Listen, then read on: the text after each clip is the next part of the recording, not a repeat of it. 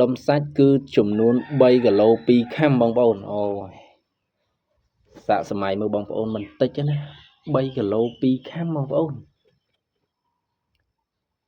ស្មើនឹងកូនណាបងប្អូនស្មើនឹងទារកដែលនៅក្នុងពោះហើយចុះគាត់កើតប្រហែលឆ្នាំហើយបងប្អូនអូខេសួស្តីបងប្អូនទាំងអស់គ្នាបកកែមិនបកកែបងប្អូនមើលខ្លួនឯងទៅលោកគ្រូជឿននៅខាងស្នោបងប្អូនវីដេអូនេះចេញមកអ្នកខ្លះគាត់ថាខ្ញុំនិយាយលើកជើងដល់គ្រូនឹងហើយអ្នកខ្លះទៀតគាត់ថា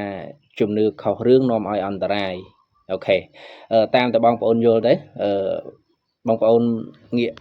មកមើលវីដេអូនេះវិញចំពោះអ្នកមីងខាងលើនេះខ្ញុំដាក់រូបខាងលើអ្នកមីងនេះគាត់មានដុំសាច់បងប្អូនដុំសាច់មិនទូចទេណាបងប្អូនគាត់ទៅពេទ្យបានពិនិត្យមើលហើយដុំសាច់គឺចំនួន3គីឡូ2ខាំបងប្អូនអូយសាកសម័យមើលបងប្អូនមិនតិចទេណា3គីឡូ2ខាំបងប្អូនស្មើនឹងកូនណាបងប្អូនស្មើនឹងទារកដែលនៅក្នុងពោះហើយចុះគាត់កើតប្រហែលឆ្នាំហើយបងប្អូន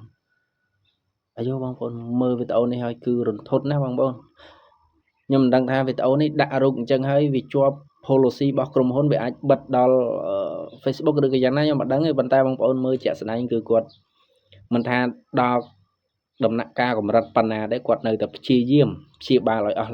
អស់សមត្ថភាពរបស់គាត់អញ្ចឹងណាហើយបងប្អូនខ្លះចេះតែថា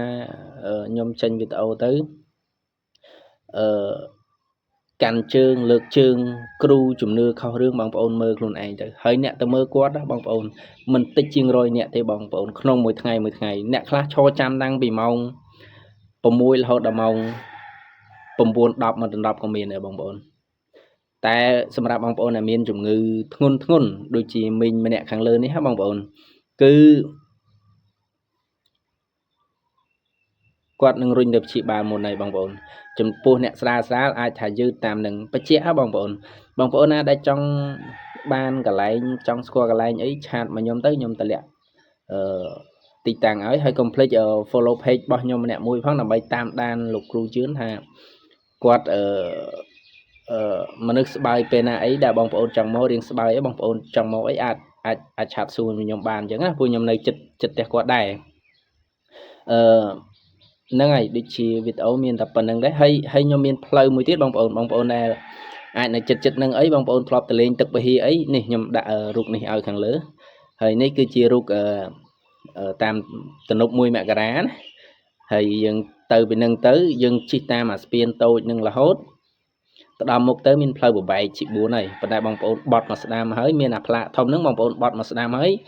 តាមនឹងឲ្យដល់ជិះដល់វត្តទៅហួសវត្តបន្តិចអាហ្នឹងគឺផ្ទះគាត់ហើយបងអត់ប្របាក់រោទេអញ្ចឹងណាបងប្អូន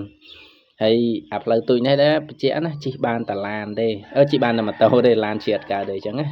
ហើយបងប្អូនជិះទៅអាចថាស្ទះដោយសារម៉ូតូអ្នកដែលមកពីទិញថ្នាំអ្នកដែលមកពីមើលបងប្អូនមើលដូចគេហៅតែខិនហែអីអញ្ចឹង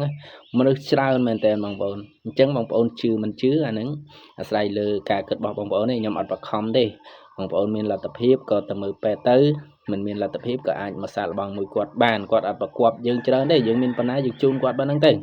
អត់ជាបញ្ហាណាបងប្អូនហើយកុំភ្លេចជួយ follow page នេះផងដើម្បីទស្សនាវីដេអូរបស់គ្រូជឿនបន្តអញ្ចឹងណាអរគុណសូមជម្រាបលា